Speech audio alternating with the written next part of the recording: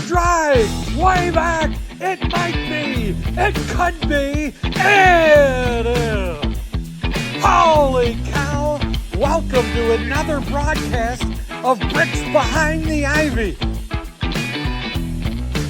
Hey, Cub fans, welcome to another episode of Bricks Behind the Ivy. Thank you so much to our awesome sponsors, Wrigleyville Sports, the best sports store in Wrigleyville, and Yagi Road Roasting Company, based in Valparaiso, Indiana, serving cups of coffee just as special as the moments you drink them in. Hello, welcome to Bricks Behind the Ivy.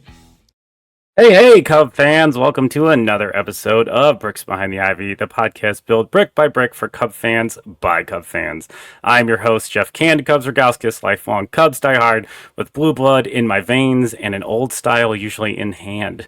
Today, we're stepping out of the Ivy and we're doing something a little bit different, a little special. Today, joining me from the CHGO podcast, or as Danny Rockhead so nicely calls CHGO, Mr. Cody Delmendo. And yeah, Cody and I met reaching for the same foul ball at Wrigley Field, which is not true, but don't let the facts get in the way of a good story. Yeah. Cody, how are you doing today? I'm good, Jeff. Feeling good about this team right now. I think last year when you had me on, the vibes were completely different. So it's nice to be able to talk about a fun team right now. And they have flaws and they're not perfect, and I can't confidently sit here and say they're World Series contenders, but I'm just enjoying the ride right now, and hopefully I think different on August 1st.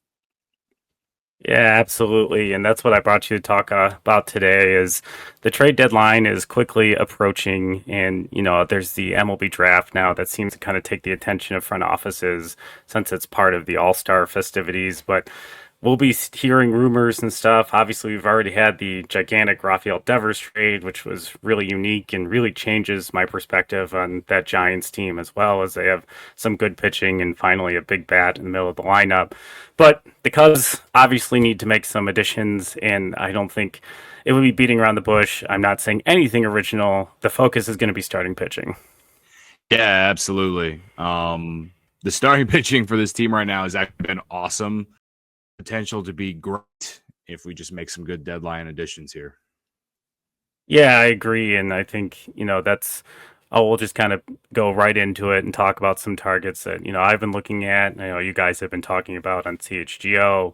There's a lot of very familiar names. Just kind of getting into the weeds and how they'll help the 2025 Cubs. But before we get rolling, make sure you're hitting that subscribe button and leaving a review on your favorite podcast app. It helps more brickheads find our show. And be sure to subscribe to our YouTube channel, the Bleacher Bunch Network, which is home of Cubs PS Plus with Mike Waller, Sunranto with Andy Rocket, Cup of Cubby Blue with Sarah Sanchez, the Bleacher Bunch Show with all of us, and Baseball Rabbit Hole with Michael Cotton. And if you join the Patreon, there is a daily Cubs game recap show called Cubs Pod. So make sure you are subscribing to the Patreon today. And also, we are still in the midst of our contest with Wrigleyville Sports, which they're giving away a custom Cubs jersey. On top of I'm also giving away a pair of Cubs tickets, and then 10 lucky winners will also be getting a Bricks Behind the Ivy t-shirt. So that being said, let's get started talking about pitching targets. The first pitcher that I wanted to bring up today is probably one of the ones in a list that I would say we'll talk about three. I'm calling them reaches. We'll call them reaches because we don't know how available they are, and we don't know, what the cost is going to be, if it's going to be cost inhibitive for the Cubs to do it. But they do have a good enough team that they should be kind of pushing more chips into the table to really address the rotation. And the first one I want to talk about is Nationals pitcher Mackenzie Gore. Mackenzie Gore is 3.5 years of control, and he has a solid strikeout rate that went from 9 to 12 per 9. His walks are down significantly. He's having a breakout season, and he's reduced his cutter use, which seems to be what's making him more efficient, and he's increased the slider use. So maybe a little bit of change in grip, maybe a little bit of a little more deception in the slider. And he's got a really nice 12-6 curveball, a little bit more drop than average if you look at Baseball Savant. But yeah, Cody, what do you think about Mackenzie Gore as a possible trade target? Mackenzie Gore we've talked about him on our show a little bit, but I don't think we've looked at him as like a serious target, only because I don't understand why the Nationals would want to move him.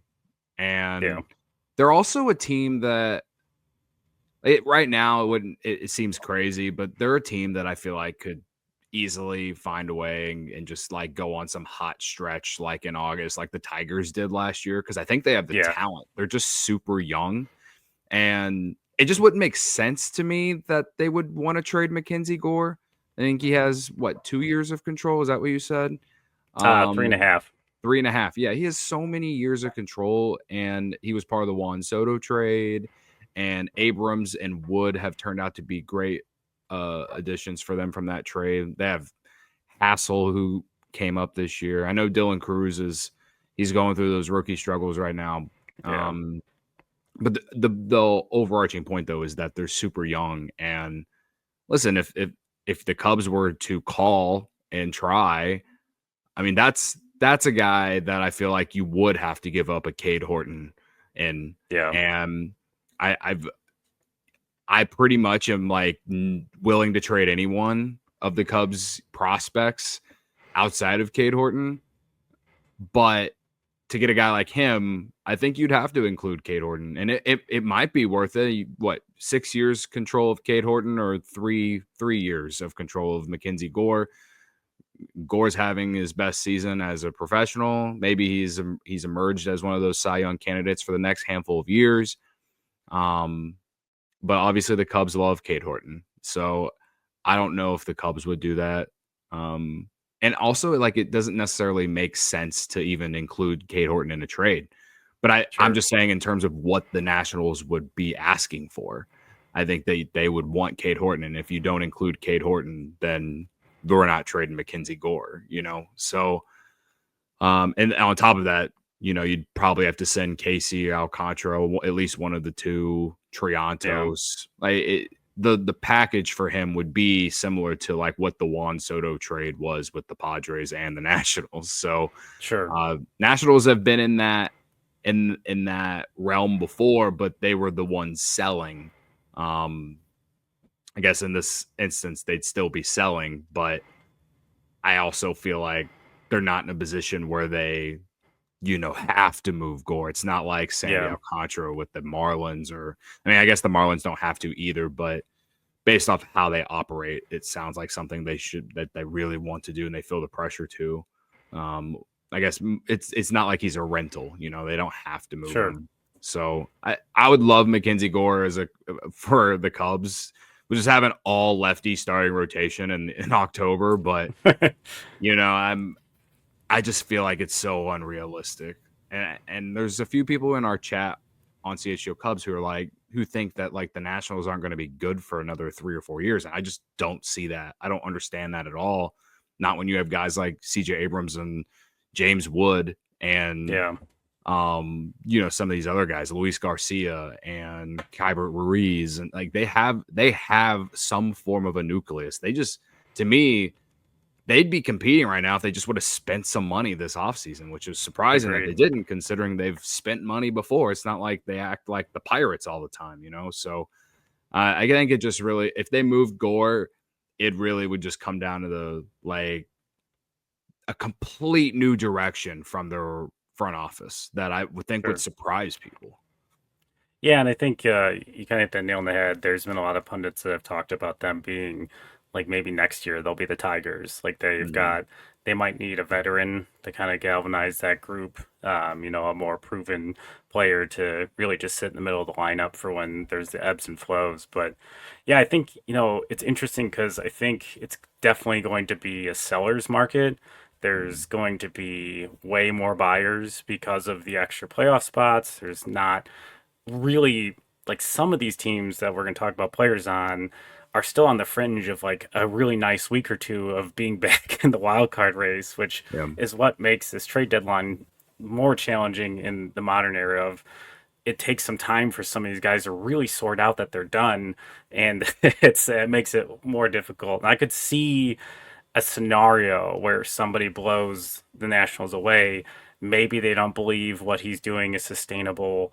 maybe they see, like, since it's a seller's market, they do have a history of trading with the Dodgers. Like, I could see them coming in and, given all their pitching injuries, because they're the freaking Dodgers, and kind of prying them loose. But yeah, I have them as a reach, as Mm, someone that is on a team that has a losing record currently, but I think it's going to take a lot to pry him loose, which I yeah. think is a really nice transition to the second reach on my list, which is Chris Sale. And I think this is less of a reach. It's a conversation that is going to continue to happen if the Braves continue to stay under 500, underperform like they have. He's a Cy Young Award winner. He's probably a Hall of Famer.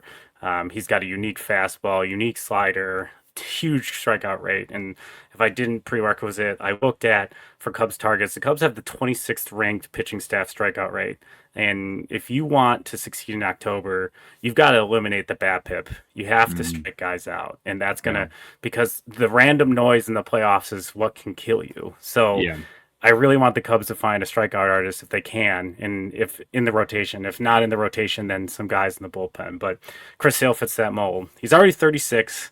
He Mm, still has a $19 million a year contract, so the Cubs would have to pick up about, 2/6 of that, and then he has a 2026 club option, so there would be potential for an additional year of control. But yeah, Anthropopoulos came on the other day and said that it's not going to happen. He thinks this team can turn it around, which they do have the talent. But yeah, this is, I think, the top of almost every Cub fan's list. I've seen some mumbling about his playoff performance, but like that's not something that would shy me away from a piece that really would make the Cubs like stand out as we finish the season. I mean, I didn't follow the 2018 postseason like dramatically close because the Cubs broke my heart in that wild card game against the Rockies. But Chris Sale was a big reason why the Red Sox won the World Series, I thought, right? Yep, He definitely got the and he last came out of the three pen outs. too. Yeah, Yeah, he came out of the pen and got the last 3 outs of the World Series. So I don't know who says that they don't feel good about him in the postseason. This guy, Chris Sale, is like my number one. If we can call it a reach, if you want to use the fact that their front office says that he's not available, we're not selling, we're buying this and that.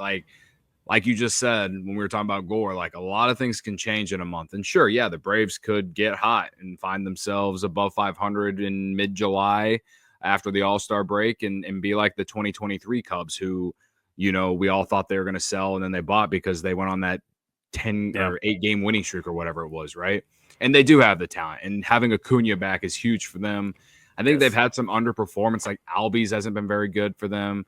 Riley hasn't been as good as I've seen him before. Olsen is up and down.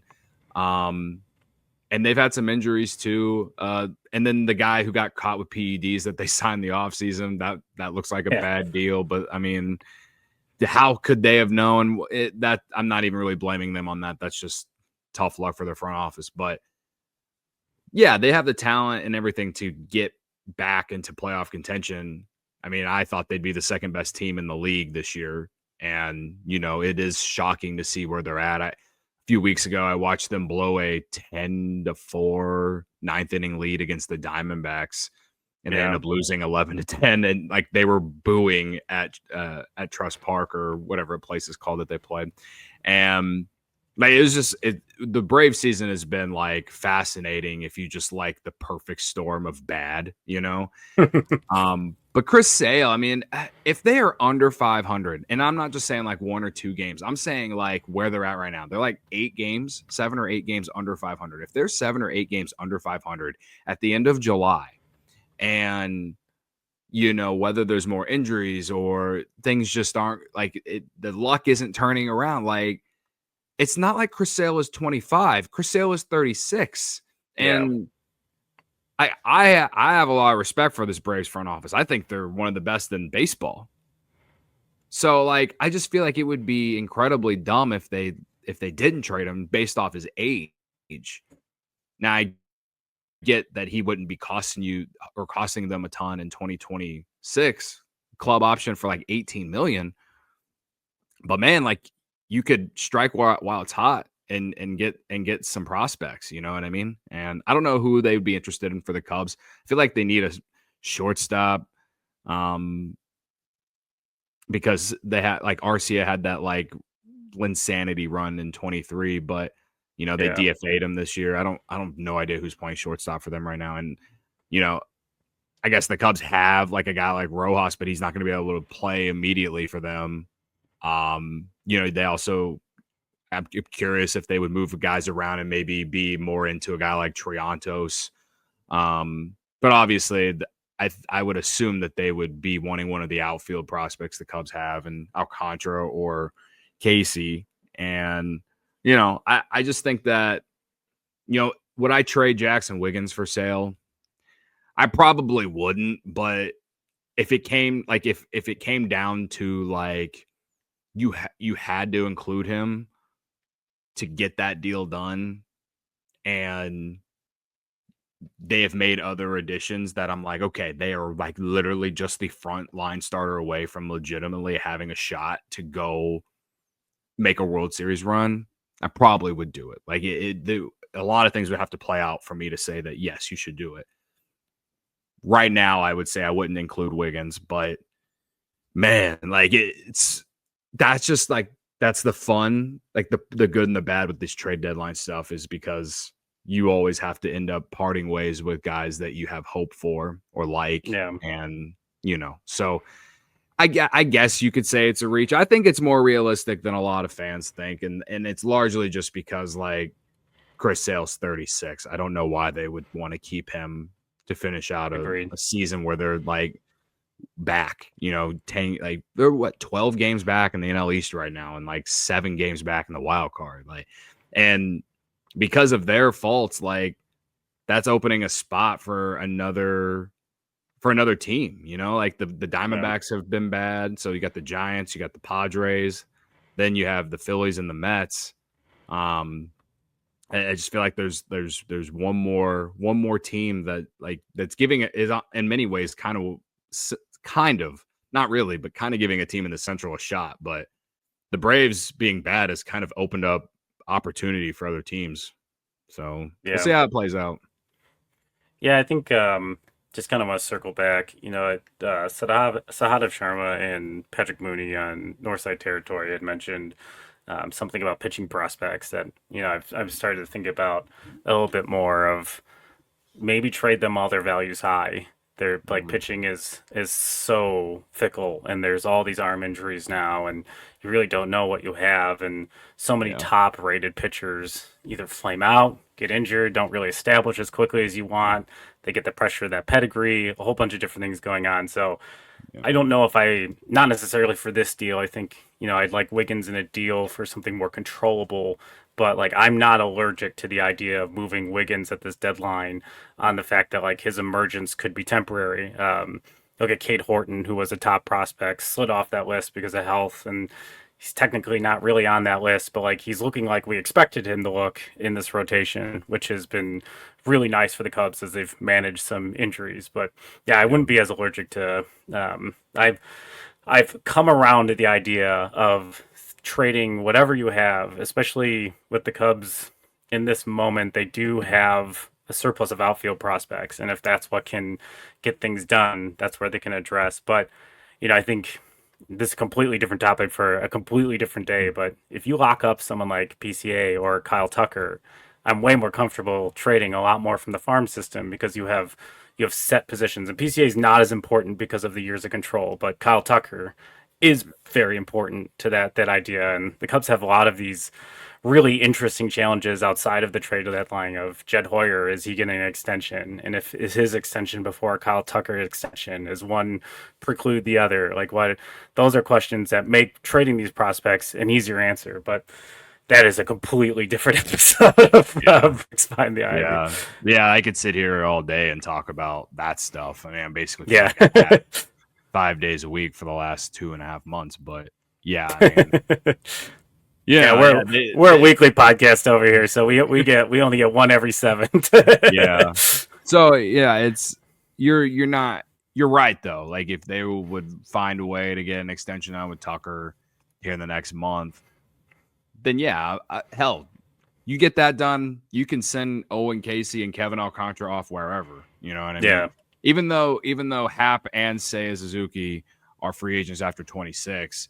I Yes. mean, you would still have two of the top outfielders in the league on your team. I'm willing to figure it out in left field, with Sure. if you don't keep either one of those guys, or if you only keep one, then fine, that person can play left, But yeah, that certainly would make fans' life a little bit easier on the outlook of the future of this team beyond 25. So I think since we're talking, we're going to go to the last reach, and this is a complete pie in the sky, and I truly don't think it's going to happen. But there was some early scuttlebutt because they are just a poorly run organization, and I don't care if Pirates fans find this, like I think they would agree. Paul Skeens, this is an extreme reach.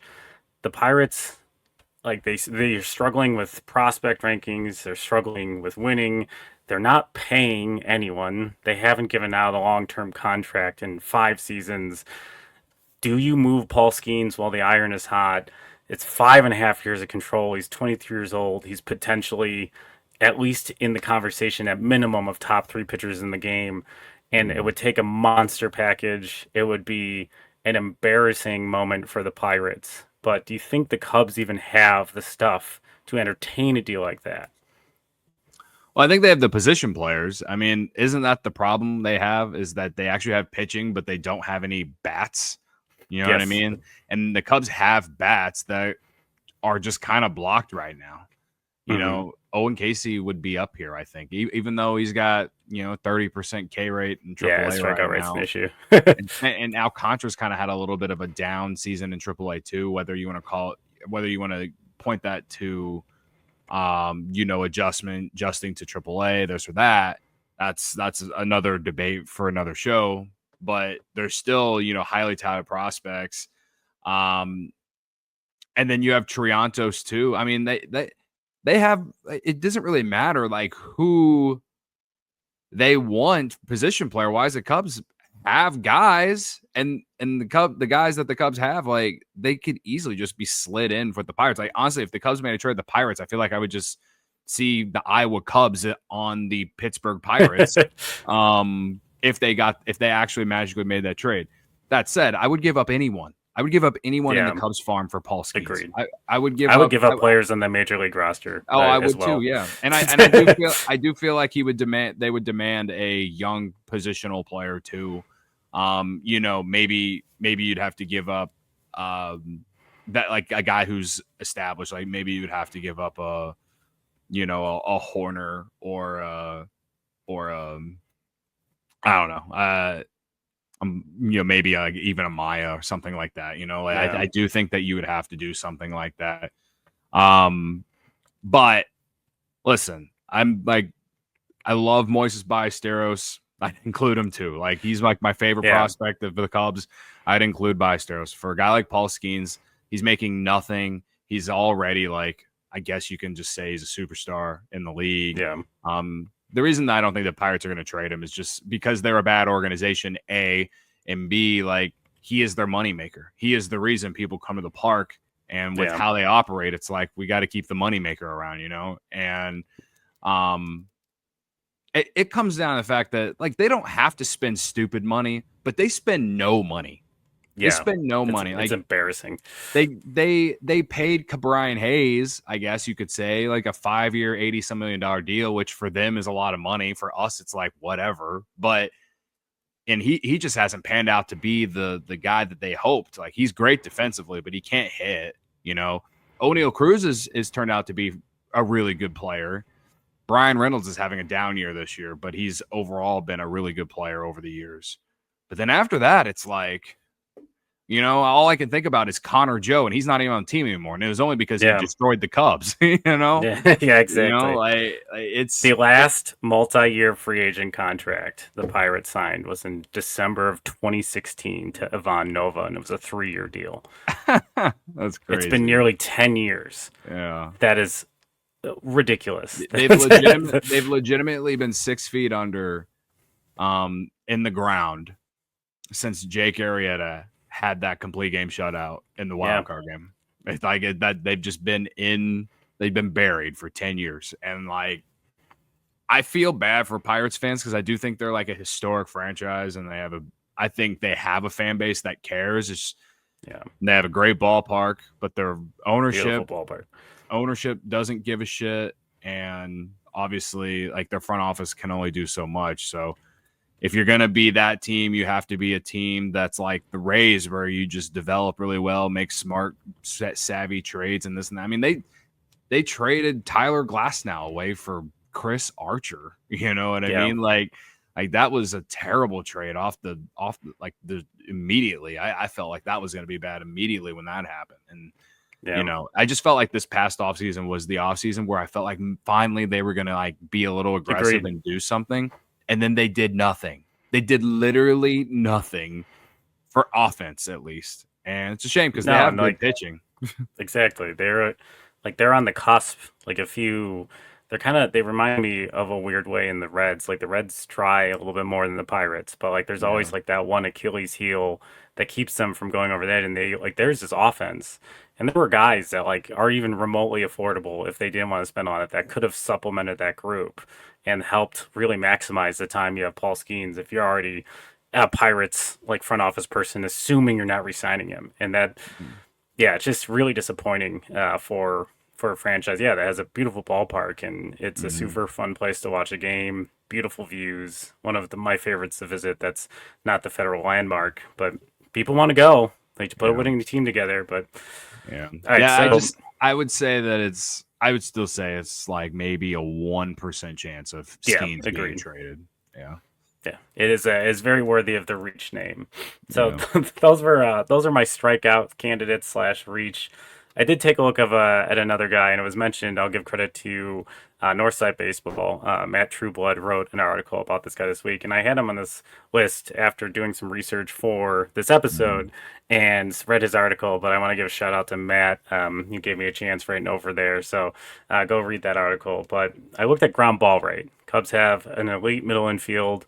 Having a pitcher with a ground ball rate, if you can't find strikeout rate, would play into this offense. Doesn't reduce the BABIP noise that I'm always terrified of, but Jose Soriano of the Angels, Cubs had a lot of conversations about Logan O'Hoppe last year at the deadline that we had heard that trickled out. So they do have some interesting history with the Angels. The Angels are in between competing and not competing. Just like it's not a runaway AL West yet. You're explaining the last 15 years. Yeah, of the exactly. Angels It's the Mike Trout hits 3 home runs in the game and they lose 10-3 because they were all solo shots. It's still, and then at one point it was Shohei Ohtani strikes out 15, Mike Trout hits 3 home runs, Shohei Ohtani hits 1 home run, they lose 10-4. It's just because the bullpen comes in and I think Jose Soriano is an interesting candidate. He's a younger guy, but really the thing is he throws a heavy sinker. He has high velocity. He leads the league with a ground ball rate of 65.9%. I think he's attainable, depending on if the Angels want to talk. Their farm system is a disaster. So we really have a lot, it doesn't matter what kind of player, they need it. The team is not deep. They, and if they want to throw in a Mike Trout in that deal, throw in a Mike Trout. But that's, what do you think about getting a ground ball guy in the outfield with PCA and Tucker? Oh my God. Yeah. I don't know where, we would have to give up Happer or something, which is not something I'd want to do, but holy cow, that would be just think of the top of the lineup. You go Trout, Tucker, Suzuki, PCA. Whew. Oh. Don't let me dream about it, man. Yeah, that will be the show, fantasy stuff right there. Yeah. I was looking at his numbers: 86 in the third innings, 15 starts this year. He honestly kind of gives Cubs. His K per 9 is only 7.3. But like you said, a high ground ball rate, 65%, 3.54 earn run average. With a 3.35 FIP. Expected ERA is around 4.02. But you put that, I think the numbers I think they mean something, but also imagine this guy with the Cubs defense behind him. Those numbers could significantly improve, especially with the ground ball rate that he gets, right? And who knows? Maybe his K rate goes up under the tutelage of the Cubs pitching infrastructure, pitch lab, whatever you want to call it. I don't hate it. I mean, he's not a free agent until 2029. So he's cheap. You'd have to give up something for him. I don't know what. I mean, I really don't know what the Angels are looking for, and their farm system's not good. But they're like one of those teams that like promotes their guys that they draft like really early. Like I think the guy they drafted in last year's draft, they promoted him this year to like the majors, which is crazy to me. So I don't know, man. Like this guy does make some sense, and if the Cubs have checked in to see if he's even available, like it makes a lot of sense to why they have. Will it happen? We'll see, but I'm not against it. But he does kind of give the same kind of vibe as not necessarily like a Mackenzie Gore, but also like this guy's making no money. Why would the Angels want to move this guy if they are trying to win something at some point with Mike Trout on their team? It's hard. It's laughable to say this because they've been trying to do this for a decade plus. Trying is a strong word too. Right. They're just a bad organization. I don't know how else to say it. Like, are they trying to win? Like, to me, them trading this guy shows that they just really don't care about winning, not just this year, but even in next year or the year after. And if that's the case, then they should be trying to trade Mike Trout and any other veterans that they have. You know, Tyler Anderson's another one. Like, I don't even know why they signed him to begin with based off how they operate, you know, but he's interesting. I remember when he was the Dodgers, he like kind of revived his career with them, you know. I have a fun question, and you can shoot me down, but this is coming from a guy that has a Kyle Hendricks jersey on his wall. I've thought about the idea of, like, because of low cost of acquisition, if they're talking, like, bringing him back to eat innings as we head towards the end of the year, especially thinking about Matthew Boyd not having had a full season in a while. Cade Horton, he's not going to be on an innings limit, but, like, potentially he could gas out. Ben Brown, depending on how the rotation works out, like, you could comfortably move him to the minors, then bring him back up to deploy him in the bullpen. Like, these are the types of moves that, like, yeah, it's not sexy. He's not going to be like the guy starting Game 7 again for the World Series if that were the case. But, like, he has been very durable again this year. He had his best outing versus a struggling Yankees offense. His ERA is still towards one of the highest in the league. Ben Brown was there, and then Kyle Hendricks had his start and went down, and Ben Brown went a little bit up. But yeah, would you like to see a Kyle Hendricks reunion just to eat some innings? This is like when people ask me if I'd like to see an Anthony Rizzo reunion. At least, at least Kyle Hendricks is on a team. Yes.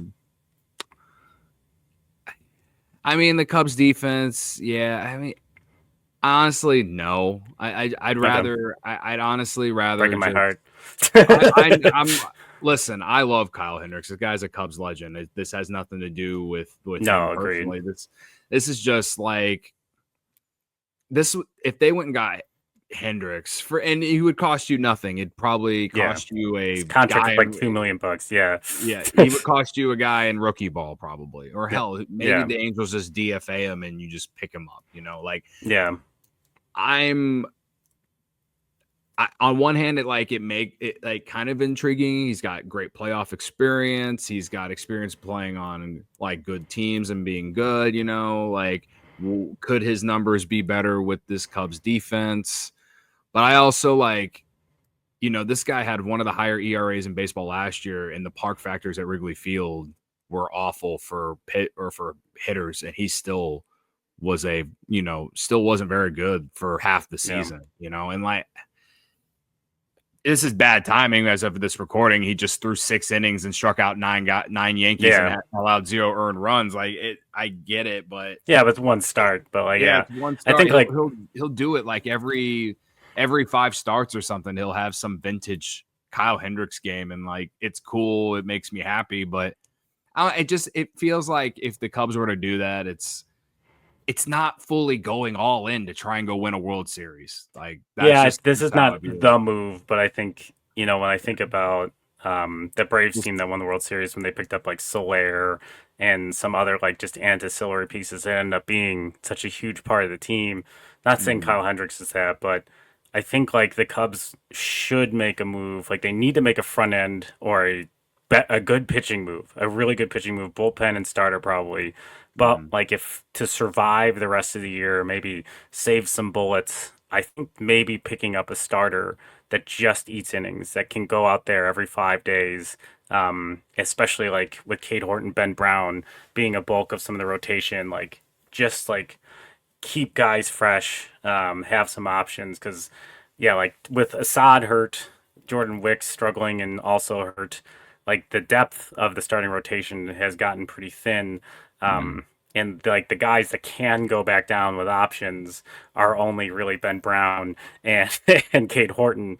Like Yeah. we're like obviously Kyle Hendricks wouldn't be able to do that, but it's an interesting thought that I've had of like, well, if they're going to talk, like, can he be a throw in just to eat innings, Yeah. just so they can make it to September, or maybe even go 6 man after they get a little bigger lead, or if they maintain their lead, just to Shota comes back and all those things. So just an interesting Yeah. thought, but like I respect the opinion. It's like he's not the same guy. Like I'm not going to Yeah. sit here and talk like, oh, he's turned the corner. He had that one start, but like it's an I guess the interesting, way like, just healthy arms. I mean, I guess the way I view it is like, okay, when Assad does get healthy, would you rather go with Kyle Hendricks if given the scenario, or would you rather go with a Javier Assad, who we don't know what he'll be, but he has a history of being a guy who can eat innings? Like, to me, like, yeah, they need 2 starters, and one of them's got to be a frontline starter, and then that second starter has got to be like another version of Matt Boyd or Jamison Tyone at the bare minimum. You know, like that's how I view it. Now, solid 3, solid 4. if they want to pick up a third starter and get him for pennies, then I guess Kyle Hendricks is that guy. You know, but I also feel like if you go get Kyle Hendricks, then you're taking away from, you know, what Javier Assad can do for you. Or even Chris Flexen, who's been awesome. And I don't, you know, he's got 0 ERA in the bullpen, but I do feel like if Colin Ray got hurt, they would put Chris Flexen in the bullpen. I really do truly feel that way. So, you know, I think it's one of those things that I think circumstances matter. I'm not against it, but I also am like, okay, if they went and got him, he'd be like the third starter that they picked up. Yeah, and he would be a guy that, you know, can spot start for you, but you're not putting him in the rotation, you know. And I feel like you getting traded to a winning team, Kyle Hendricks probably wouldn't care, but I think it's just bodies. That's it's really like right now Javier Assad like and we'll have more information in the next few weeks, obviously. Like until he's pitching, he's not an option. So like I've started looking at like low cost guys that like just can get out there, and like that's but like that's not the priority. It's definitely not the priority. So, if you tell me that Assad is like out for the year, then I get it definitely makes a lot more sense than too. So I think I'm gonna wrap off with just one more name, and it's the name that's been mentioned a bunch. There's a bunch of other names that are out there. Like we could talk about Zach Gallen, like 1-year deal, like has a high pedigree. If the Arizona Diamondbacks fade in an extremely challenging and competitive NL West, and might be worth a call. I've got some Twins guys, but like they've got to fall off. Joe Ryan could strike out right from the rotation. Yohan Duran, bullpen guy, really high velocity fastball, 70% ground ball rate. Would be really interesting. Griffin Jacks, 30 years old, really high K rate. Those are some other names. We don't have to talk about those, but I want to talk about Sandy Alcantara, or Sandy Alcantara. I'm not sure which one is the correct way of saying it, but I truly don't either. I have a lot of hesitancy with him depending on cost. I think the cost here is the most important. If it's just some position players, I'm concerned, at least from my perspective, that this isn't good enough of a move for the rotation unless the Cubs truly see something like about what he's been doing. There has been a trend with he's recovering from Tommy John. Command is the last thing to come back, is the general understanding of Tommy John recovery. And he's looked better in his last 3 starts, 17 innings pitched, 2.12 ERA, 45% ground ball rate. He's about a 50% ground ball rate guy in his career. He won the Cy Young in 2022. He's still 29. Like he signed through 26. He's got a 27 a club option, only $11 million a year, but the health and really like what he is, if he's going to cost a significant prospect package to get him on the Cubs, I don't love this as the move. What do you think? So me and good pal Corey Friedman talked about Sandy Alcantara the other day, the next day after his last start, which as of this recording in June is like a 2.12 earn run average. He's that said, those two of those three starts was the Rockies and the Pirates. But he went 5 innings, 2 earned against the Phillies in his last start. So let's call a spade a spade. He's been not very good this year. Like his April and May have been terrible. He at one point had almost a 9 earn run average, but his last 3 starts has brought it down under 7. I think if you want to look at it optimistically or look at him optimistically, he won the Cy Young Award in 2022, wasn't very good in 2023, which led to having Tommy John surgery. And now we are where we're at this season. The way I look at it optimistically is most guys struggle coming off Tommy John. Would I expect them to struggle like he did for the first 2 months? I mean, I guess not, but all I know is that the stuff is still there. He still throws hard. My optimistic look on it is, all right, the Cubs have brought in dudes who have fallen off and revived.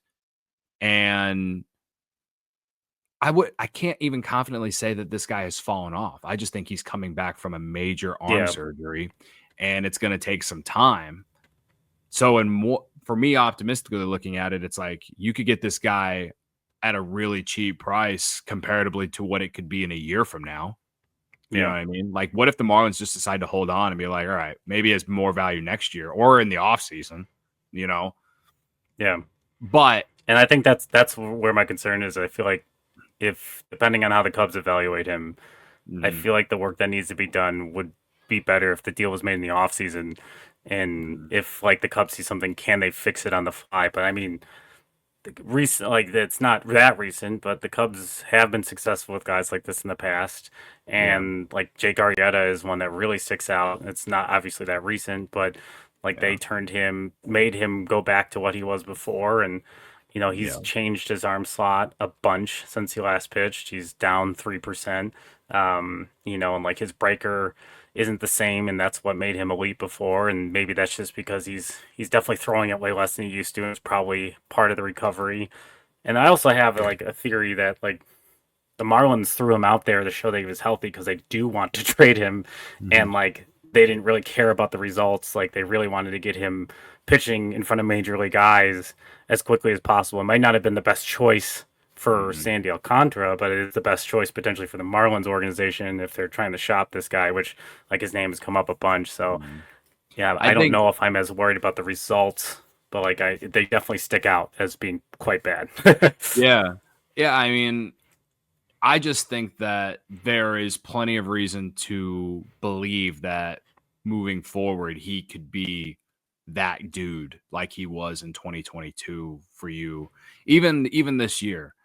Because even though he has been bad, last 3 starts, the Marlins are going to wait until the end of July, right? They're going to wait this out as long as they can. So say this trend of the last 3 starts continues through the end of June and through mid-July. I understand you said you don't really care too much about results, but I care about. I'll just be honest. Like I care about some of the results. You got to see this guy have success at the same time. Now, in terms of caring about results, like, I guess if he really just sucked all the way up until mid-July and the Marlins really just wanted to get rid of him, then I guess it'd be a cheaper price. The reason he's going to be expensive is because he's got like 2 more years of control after this year. I think that last year too is like a club option. So even if he does suck next season, it's not like you have to have him in 26 if you don't want him. And that's a whole like. We'll talk about how bad of a trade it is, I guess, if that were to play out, if the Cubs actually did it. But I think he's one of those guys that makes a lot of sense for the Cubs. And, he originally started with the Cardinals. When he signed with the Cardinals in 2013, Dan Kantrovitz was their scouting director in St. Louis, who's now scouting director with the Cubs. So there's eyes in the organization for the Cubs that saw Sandy Alcantara when he was like a prospect, or even before a prospect, I guess, but like coming up, like they have eyes in the organization that know him, and I think that's beneficial. And so, I mean, I'm not giving up anything at all for him because he hasn't been good enough, but to me, there's a good enough upside for me to buy in on someone like him. And probably have to send Casey. I'd send him Triantos. If you got to send some of your reliever prospects, like you think they'd be interested in like a Luke Little, like I would throw him in there. Like, to me, like it makes a lot of sense. So yeah, my opinion on that could change drastically. And a month ago was more about like, can we take a flyer on the guy? At least he's going to be cheaper. Like, I was still into him when he was stinking it up, But yeah, I think that there's a lot of reason to want this guy, and I'm in. I wouldn't give up anything for him. But to me, if Chris Sale really is a reach, then Sandy Alcantara is my number one, Jeff. There you go. Yeah, I mean, it makes a lot of sense. And this is our Birds Behind the Ivy Nerd alert! Nerd alert moment of the episode. Taking a look at his pitch breakdown by game in 2025. And this is something I've been watching the last few weeks, just seeing if there's been an increased usage of some of the breakers as he's potentially gotten healthier in 2025. And it seems like he's, starting to up his sinker usage. He was on some of his starts in May using the fastball whole bunch, and maybe he was looking for his command there, and now that he's found some of his command, as you can see in these last 3 starts, which we had kind of talked about, like he's been much better, and it's kind of normalized in a really even split of all the pitches. So it'll be something to see or something to watch as the weeks go on. But yeah, it's I think on cost, if he's a slightly affordable option and only costs a few outfield prospects, which the Cubs have plenty, that's got to be the top tier if Chris Sale is not out there, and hell, why not both? Let's go nuts. Now you're really getting me dreaming again. So, Cody, thank you so much for hopping on. It was a real pleasure. If you want to take a moment, just plug some of the things you guys got going on. You got like Bleacher Fridays and things like that, CHGO, and where folks can find you on social media. Yeah, so if you're listening this entire time, you don't know who I am. I co-host the CHGO Cubs podcast with my good pal Luke Stuckmeyer, Corey Freeman, and Brendan Miller. Luke Stuckmeyer, another Valpo grad. Yes. We do live post games Sunday through Thursdays, I guess you could technically say. Immediately after the game, normally. You mentioned Bleacher Fridays. We call it Friday 120 Club. It's just like a community event that we do. You buy your own bleacher ticket. We meet up at Murphy's at like 10 a.m. every Friday before a 120. Usually have a couple beers, talk about the Cubs, vent about the Cubs, whatever's going on. And then we always sit in left field bleachers, normally around the same spot because my Thai guy saves us a bunch of seats. So it's turned into a really cool event. Jeff, haven't seen you there. Would love to see you there sometime. It's hard to get away from the kids and work. I hear you. But yeah, no, post game for the show. It's post game on our YouTube channel, CHGO Cubs. We just started this year. So give it a search, subscribe, would appreciate it. But we're on social media, all platforms. Twitter, Instagram, just CHGO_Cubs. And yeah, man. So that's it. Just a spoiler alert, and tells you when we're recording this podcast. Pete Crow Armstrong just hit another home run. It's 2-1 Cubs in the bottom of the first. Number 20, MVP at it again. MVP at it again. An unbelievable season, and why we're talking about additions at the trade deadline. So, yep, if you haven't hit that like, subscribe button, if you've not reviewed on your podcast platform, make sure you're doing that. And also, don't forget about our contest where you can win a custom Cubs jersey thanks to Wrigleyville Sports and a pair of Cub tickets. And then we're giving away 10 Bricks Behind the Ivy t-shirts. There's a lot more information on all the ways you can enter on our Instagram. So go check that out. Go follow us there and enter a bunch of times. We're giving away, we're going to announce the winner during the recording of the episode that comes out on June 30th. So you still have some time. Make sure you check that out. Thanks, Cody, so much. And until next time, Brickheads, go Cubs.